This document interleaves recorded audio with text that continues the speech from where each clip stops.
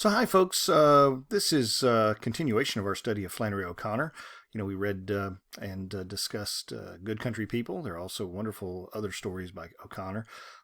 This is one of the ones that I think is probably a little bit more humorous than some of the others. It's dark humor, that's for sure. But at the same time, I think it's one that's worth it. I'm going to try to get this all in one slide, one video. It may kind of be long, but I'm also going to give you a little bit more time since we don't have class on Thursday to submit your discussion prompts, your discussion posts and your quiz. Okay, I'll be telling you what the quiz questions are as we go through this video. I may have to cut it off, but I'll try to get it in one video, even if it's a little long. First thing I need to do is start off, we talked a little bit about O'Connor and some of the things that she was interested in as a writer. And, in our last short story, she certainly depicted a lot of people from her sort of part of the country. She's a Southern writer, Georgian. And she wrote in the 1940s, 50s, and early 60s before she passed away from lupus. She wrote about things she knew. She wrote about people she knew. She depicted characters the way she saw them. And out of that, and in that sense, although she's not part of the realism movement, she certainly is an inheritor of the realism movement. And I want to start off by making sure that we address kind of the 800-pound elephant in the room, if you will, and that is the fact that this author, like many authors, uses racial epithets. I think this is worthy of consideration. You all are adults. This is college, not middle school anymore, and you know very well that there are people in this world who use those kinds of terms towards others, very hateful terms, historically very hurtful terms, and if you're a writer or a painter or a filmmaker and you want to depict reality as it is, and part of that reality is people who use that kind of language, you've got a bit of a dilemma on your hands. And I think you need to kind of place yourself in the position of this particular author and saying, okay, well, if I'm going to depict a bigot, how do I do that? But unless I let her show us how bigoted she is. And no better way than to use words that we would not use today, right? Because of the hurtfulness of that language. But, if you're going to depict Hitler, you got to depict him as an anti-Semite.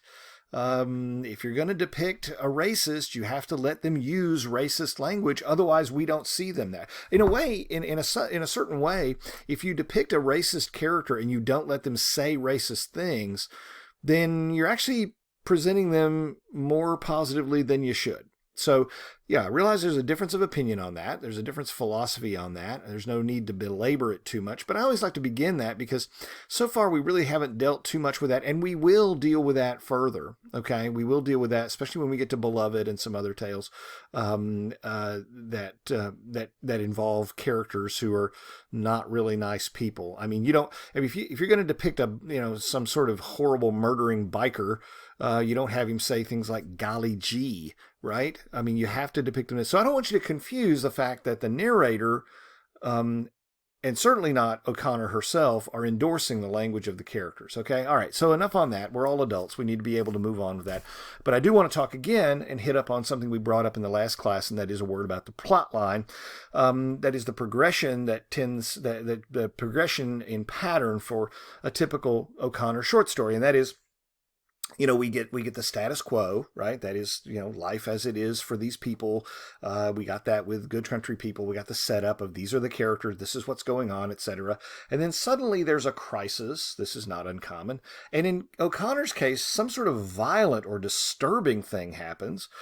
And a revelation is offered to the main character, but we don't really know what that character is going to do with that new information. Right? Something shocking, something devastating, something that really rattles their cage. But we don't ever really know because she ends the short story right after that revelation is offered. And this is such a very typical O'Connor story in that regard in terms of the plot line. We just don't know what she's going to do with that information, right? So let's dive into this. We talked about the setup a little bit. We all know who the main characters are. There's Ruby and Claude, okay? And Ruby is, no question about it, the main character in this text. and she and her husband are at the doctor's office because Claude's been kicked by a cow in the leg, okay?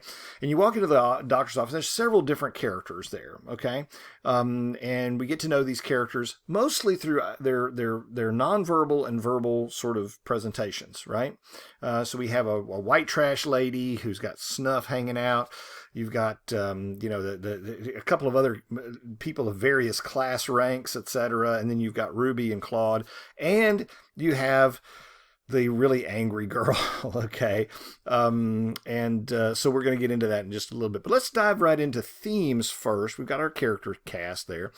One of the themes that I think you need to kind of look at is the problem of self-perception. And O'Connor raises this. Who do we think we are versus who we really are? This is a deep thing. I mean, if you've met enough people, you know there are some people who are very self-aware. Some people are totally not. You ever met somebody who thinks he or she is really hot and you think you're pretty ordinary looking, but okay. There are some people who just do not have the right. And I know some people who are incredibly brilliant and they don't think they are, right? So this difference, keep your eye on those kinds of that theme, which is the difference between who we think we are versus who we really are. And with Ruby, you see this. That's even the question that she asks that gets returned back on her. Again, with the cliches, we see a lot of them. What do they reveal about the speaker? Well, I happen to think that they reveal a fairly limited intellect, somebody who doesn't think for themselves but lets other people think for them. And then again, the setting, as we said in class, provides a kind of a mixer for social classes and races and what happens when they're all brought together. We're talking about the segregated South here. O'Connor was a very, very strong opponent of segregation. She did not like it at all, and was very active, as active as she could be, to oppose segregation. So the question is, if you're going to get a kind of a slice of rural Georgia or small town Georgia life, how are you going to do that when the society's fairly segregated? Well, the answer to that is everybody goes to the doctor, right? Okay. They may drink at different water fountains or sit in different areas or whatever, or go to different churches and whatnot, but they all got to go to the doctor. So this was a great vehicle for her to bring all these people together. One of the first things we want to talk about is Ruby's classification of people. And I'm going to invite you to kind of talk. First of all, she goes into the waiting room, obviously. It's this perfect setting, and she engages in some small talk with the stylish lady. And it's the same empty-headed, chuckle-headed small talk, nothing to it. I wish I could reduce. Okay. Now, I got to say this. O'Connor's kind of mean in that a lot of her main characters that she doesn't like very well, and I think she doesn't like Ruby Turpin very well at all, tend to be stout, okay, middle-aged white ladies. And and I won't say she doesn't like her, but she's the main subject here. She's the one that needs to be a little bit more self-perceptive. She says, ooh, that stylish lady says, oh, you aren't fat. Oh, I am too. Claude, he eats all he wants to and never weighs over 175 pounds, but me, I just look at something good to eat and I gain some weight. Well, as long as you have a good disposition, the stylish lady said, I don't think it makes a bit of difference what size you are. You just can't beat a good disposition. Right? It's just horrible, right? It's just, you can imagine. Okay, so you know that the girl who's in college is just cringing at this, like, golly, what mindless yogurt heads these are.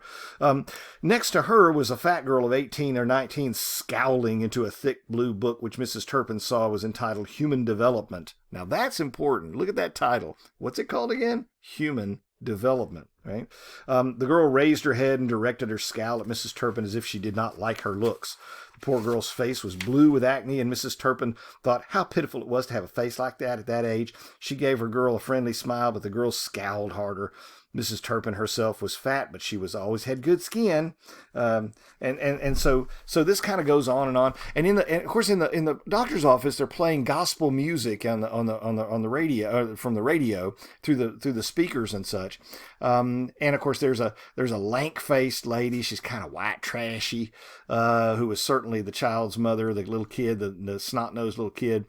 So the lyrics of the gospel song are, when I looked up and he looked down, Mrs. Turpin, who knew it, supplied the last line mentally, and one of these days I'm going to wear a crown. Okay, so she knows the lyrics very well. Now, she goes into this sizing up people in the room and trying to figure out where they all land on the social scale and all this kind of stuff. And then she kind of drifts off a little bit. And you need to really pay attention to this. Look at this. Sometimes at night, when she couldn't go to sleep, Mrs. Turpin would occupy herself with the question of who she would have chosen to be if she couldn't have been herself. If Jesus had said to her that there's only two places available for you, you can either be a nigger or white trash, what would she have said? Now, first of all, what kind of person thinks Jesus would use that language, right? But she does, I guess. Oh, please, Jesus, please. You can make me black, but just don't make me a bad black, a trashy black, but make me respectable, right? I'd rather be that. But she'd rather be black and respectable than white trash because she hates white trash, right? But imagine worshiping a God who calls some of his beloved creatures by names like that. I mean, it's just an absurdity, right? So she looks at all the different types of people, and she says, sometimes Mrs. Turpin occupied herself at night naming the classes of people. On the bottom of the heap were most colored people, not the kind she would have been if she had been one, but most of them. Next to them, of course, she'd be better, right? She'd be better. Next to them, not above them, just away from them were the white trash, right? Not above, but away from. Got to segregate them out, right? So she's doing this in her mind while she's drifting off to sleep every night. What kind of person thinks about this, like how they categorize the people out there? Then above them, were the homeowners, and above them were the home and landowners, to which she and Claude belong. Above she and Claude, by the way, grammatically, what would one normally say? You would say Claude and her, but she puts herself before Claude. It's kind of interesting. Well, above she and Claude were people with a lot of money and much bigger houses and much more land. But here the complexity of it would begin to bear in on her. For some of the people with a lot of money were common and ought to be below she and Claude. And some of the people who had good blood had lost their money and had to rent. And there were colored people who owned their homes and lands as well. There was a colored dentist in town who had 2 red Lincolns and a swimming pool and a farm with registered white-faced cattle on it. I mean, she can't reconcile. How can somebody who's colored have all that, right? Now, that's the word that they used to use back then when they thought they were being polite. But it's, of course, that too is an offensive term, colored. By the way, we're all colored something. That's how I feel about it. Some of us have a little less color. You can tell when I go out in the sunshine and don't put my cap on. A few hours later, I got some color, right? But the very idea that people would say, well, these people are colored and nobody else is kind of a weird thing. But that's what they used to say. The NAACP has the word colored in it, right? Because that's how old that term is. We just don't use it anymore. And all the and she says, but she can't reconcile the idea that somebody who would be African American would be above her. You know, how can that be, right? That just boggles her mind.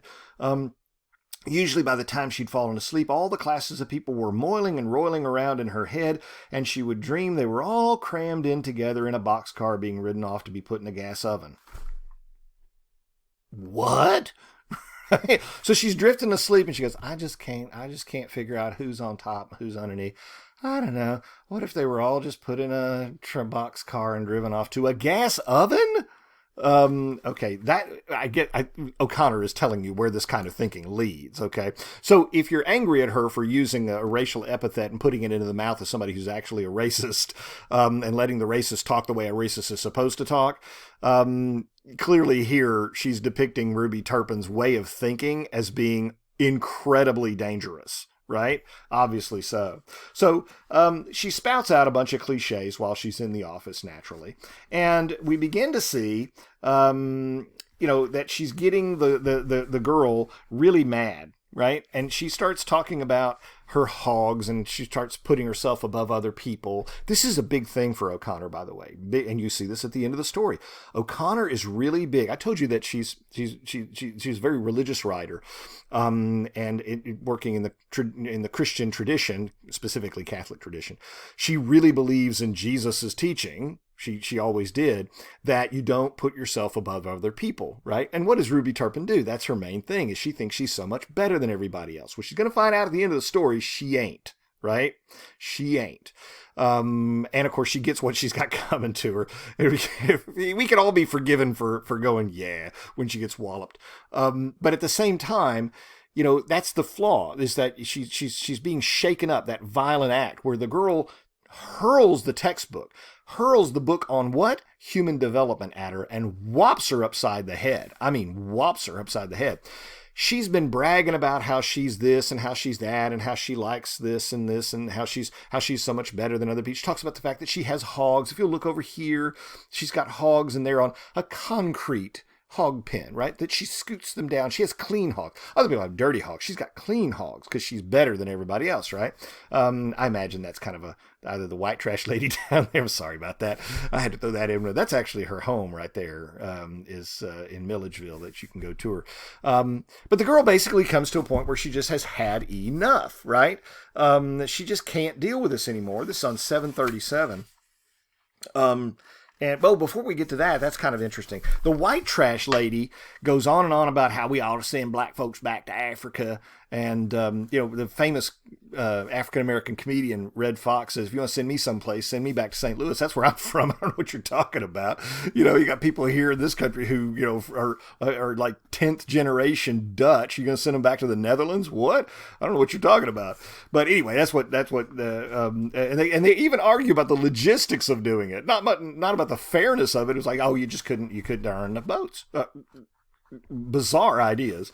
And of course the gospel music continues and it says, and she can't make all the words out, right? It's a little bit that you can't make out. You go to blank blank and I'll go to mine, but we'll all blank along together, and all along the blank we'll help each other out, smiling in any kind of weather, right? The radio keeps playing that. Well, I think it's really important to ask the question, what are the words that are blanks, right? I don't know that song that well. You look it up if you want to. But there's some important words that are left out. You go to blank blank and I'll go to mine and we'll all blank along together. What's that all about, right? Anyway, she's in an ecstasy of joy for Jesus making her just like he did. She's so proud. It's like, oh, thank you, Jesus, thank you. She says, he had not made her white trash or colored or ugly. He'd made her just like herself and given her a little of everything. Jesus, thank you, she said. Thank you, thank you, thank you. Whenever she counted her blessings, she felt as buoyant as if she weighed 125 pounds instead of 180. Here it comes. If there's one thing, she says on 737, if there's one thing I am, it's grateful. When I think of all who I could have been besides myself and all what I got, a little of everything and a good disposition besides, I feel just like shouting, thank you, Jesus, for making everything the way it is. It could have been different. For one thing, somebody else could have gotten clawed. At the thought of this, she was flooded with gratitude and terrible pangs of joy ran out of her. Oh, thank you, Jesus. Jesus, thank you, she cried out loud. The book struck her directly over the left eye. It's beautiful. She's like, thank you, pow, right upside the head, right? The book struck her right over the left eye. It struck across almost the same instant that she realized the girl was about to hurl it. Before she could utter a sound, the raw face came crashing across the table towards her, howling. The girl's fingers sank like little clamps into the soft flesh of her neck. She heard the mother cry out and Claude shout, whoa. There was an instant when she was certain that she was about to be in an earthquake. What does the girl say to her? Go back to hell where you came from, you warthog. You old warthog from hell, right? That's what she says to her. She goes, go back to hell where you came from, you old warthog, she whispered. Her voice was low but clear. Now, obviously, this just terribly shakes Ruby up. She got hit in the head. Everybody's all over the place. The self-satisfied, sanctimonious, I'm so good. I'm so glad. Thank you, Lord, for making me better than all these other people. I mean, can you imagine, right? Well, when we pray, you hope that God hears your prayer, right? I think he did, and I think he had an answer, which is a book right upside your head. Evidently, now she doesn't see it that way, but certainly somebody up there thought it's time for Ruby to learn a little bit about herself, which is the beauty of the story, of course. This is the violent action comes after the crisis and everything. And now the warthog from hell thing is going to stick in her craw the rest of the day. And she's like, why is this? Why do this? Deep down inside, this character knows she's wrong. If she didn't, she wouldn't behave the way she does the rest of the short story. She knows something's not right, and she's angry about it, isn't she? So Ruby's angry at God. Look at what she says here. It's kind of an interesting thing. She goes and talks to the folks who work for her on her farm, which are mostly African American folks, and the dialogue she has back and forth with them is phony. They don't really like each other. There's no real friendship there. It's just they're like, we used to call this shining up, right? When people would shine up, they say nice things to you, but behind, when they leave, they're like, I don't like that old lady, right? You just have to say that to get along. And she says nice things to them, and they say, and neither one of them mean it, because they're not really friends. They don't really know each other. It's not real conversation, right? It's just phony. And that's what segregation does, is it separates people so they don't get to know each other, and they don't get to find out what they have in common and have meaningful relationships. And so that you see that in the rest of O'Connor too. She goes on about that quite a bit in many of her works, rightly so. And they tell her, oh, she's pretty too, right? And it's stout, but stout as she can be, and sweet. Jesus is satisfied with her, right? So these workers on her farm, or people who work for her on with her farm, are flattering her, and they're just doing it just to, like, yeah, you got to make the old lady happy, so you got to say nice things with her. And when they go back home, it's like, man, I can't stand that old lady, because they're going to say that, right? But she said, oh, she's the sweetest disposition. Oh, she's the nicest, and she's nice and stout too. Which is a nice way of kind of like rubbing it in a little bit. But this is what really makes her angry. Jesus satisfied with her. Deed he is, the old woman declared. Idiots, Mrs. Turpin growled to herself. Why'd you get so offended by that statement? Now, you didn't say anything about your weight or you being pretty and sweet and all that kind of stuff. But the one thing they said that made you angry was Jesus satisfied with you, because he's not, right? So she knows where this is coming from. She's hosing down the pigs and cleaning them up, and she squirts the water right into one pig's eye, and the pig starts squealing like crazy. You would too, right? She's just kind of absent-minded. She's still thinking about what happened in that office, and she gets one of the pigs in the eye, and it goes crazy. Well, yeah, that happened to her, right? Maybe. She got a little squirt in the eye there, right? She got a little hit upside the noggin. Doesn't feel too good, does it? And she knows who's telling her something. She knows that what transpired in the doctor's office is not just some girl going crazy and hitting her with a book. There's something bigger. Deep down, she knows something's wrong with her, right? That self-perception. And look at what she says. She says it out loud. What do you send me a message like that for? She said in a low, fierce voice, barely above a whisper, but with the force of a shout in its concentrated fury. How am I a hog and me both? How am I saved and from hell too? Her free fist was knotted with her other, and with the other she gripped the hose, blindly pointing the stream of water in and out of the eye of an old sow whose outraged squeals she did not hear, right? She doesn't even realize that she's hurting the sow, right? Yeah, it's kind of uncomfortable, isn't it, lady? How am I me and a warthog at the same time? How am I saved and from hell, right? How am I? Why me? It's no trash around here, black or white, that I haven't given to, and break my back to the bone every day working, and do for the church. Valid points. Valid points. She is generous. She is. She works hard. And she obeys the law, and she takes care of herself and her family. All good qualities, but it's not enough. Right? Because there's something else deeply wrong with you. How am I a hog? Exactly how am I like them? And she jabbed the stream of the water at the shoats. There was plenty of trash there. It didn't have to be me. If you like trash better, go get yourself some trash. She's really angry at God, isn't she? She's just looking up and saying all this. She's just letting him have it. You could have made me trash or a nigger. If trash is what you wanted, why didn't you make me trash? She shook her fist with the hose in it, and a watery snake appeared. Oh, look at that. A watery snake appeared momentarily in the air. Where's this coming from, huh? This is not a very nice thing to say. All right? It's pretty audacious of you to tell it to your creator. The hose water making the shape of a snake ought to tell you something, right? This is not good. Where you're coming from, lady, this is not good. I could quit working and take it easy and be filthy lounge about the sidewalks all day, drinking root beer, dip snuff, and spit in every puddle and have it all over my face. I could be nasty, right? She's thinking about that white trash lady, right? Why'd you tell me that? All those other people in there were worse than I am. Why'd you tell me that? She braced herself for a final assault, and this time her voice rolled out over the pasture. Go on, she yelled. Call me a hog. Call me a hog again, from hell. Call me a warthog from hell. Put that bottom rail on top. There's still a top and a bottom. A final surge of fury shook her, and she roared, Who do you think you are? The color of everything, field and crimson sky, burned for a moment with a transparent intensity.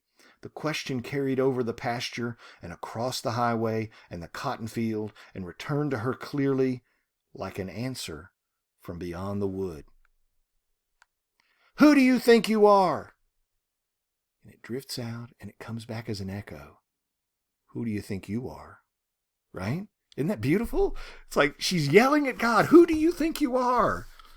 And it comes back to her in her own voice as an echo. Who do you think you are? Yeah, who do you think you are? You're not the creator of the universe. And it's not, everything isn't right. And one of the things that makes the girl so mad in the office is when she says, I'm glad God created everything the way he did. I'm glad things are exactly as they are. You know what? I'll bet you are.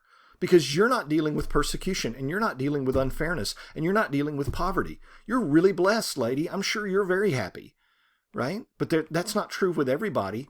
And so instead of sitting back and patting yourself on the back for how wonderful you have it, maybe you ought to have a little bit more care of other people. Well, I give to the church. I'm sure you do. I'm sure you do.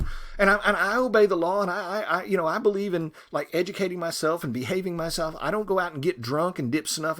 I know you do. But is that really showing concern for your fellow human beings, right? And that's not the case. At the very end, right, is where our open question happens. She has her revelation. She has it. Now, whether she likes it or not, that's up to her. But she has it. Yep, lady, you're a hog. Because guess what? So are all people. We're all that way. We are all selfish pigs. Everybody, right? And you think you're not, but you are. You're just like everybody else. And you're no better than them either. You just have better circumstances. And with better circumstances comes more obligation to other people. And so she finally has a revelation like that. And then there's an open question. And the open question is punctuated by the final vision, right? At last she lifted her head. There was only a purple streak in the sky, cutting through the field of crimson and leading like an extension of the highway into the descending dusk. She raised her hands from the side of the pen in a gesture hieratic and profound. A visionary light settled in her eyes. She saw the streak as a vast swinging bridge extending upward from the earth through the field of living fire. Upon it a vast horde of souls were rumbling toward heaven. There were whole companies of white trash, clean for the first time in their lives, and bands of black niggers in white robes, and battalions of freaks and lunatics shouting and clapping and leaping like frogs, and bringing up the end of the procession. At the end of the string of people heading to heaven, at the very last, was a tribe of people whom she recognized at once as those who, like she and like Claude and herself, had always had a little of everything, and that God had given wit to use it right. She leaned forward to observe them closer. They were marching behind the others, with great dignity, accountable as they always had been for good order and common sense and respectable behavior. They alone were on key. Yet she could see by their shocked and altered faces that even their virtues were being burned away. The last will be first, and the first will be last. But we were upright citizens. Yes, you were. You were. And that's good. You should have been. That's good. That's good. But that's not going to be enough. Okay? That's not making you any better. That just means you're supposed to be doing better for other people. In a moment, the vision faded, but she remained where she was, immobile.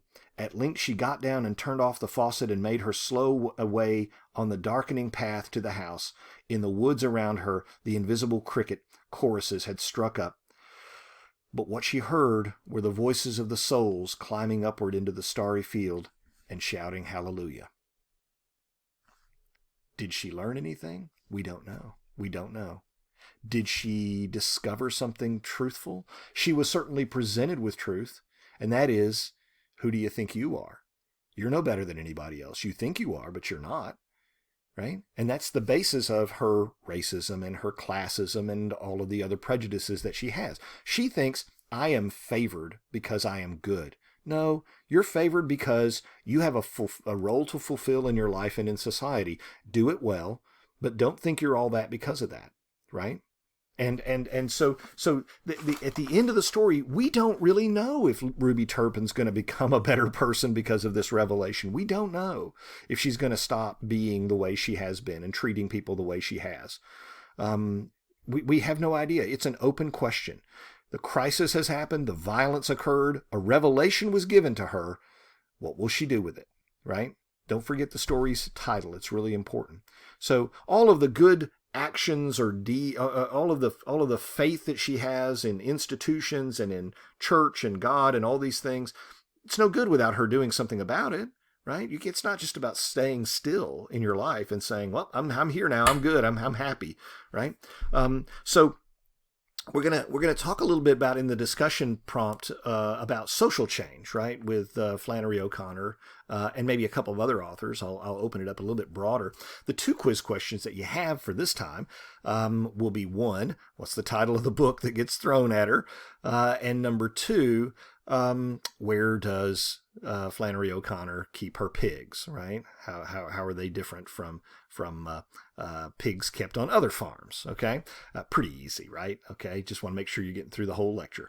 So send those off to me and post your discussion. We're going to give you until Wednesday at midnight. We don't have class on Thursday. I'm going to give you till Wednesday at midnight to finish this up because I'm a little late getting this posted, and then we'll reconvene. And I'll do next week's online lesson on probably Sunday of next week as well. Okay?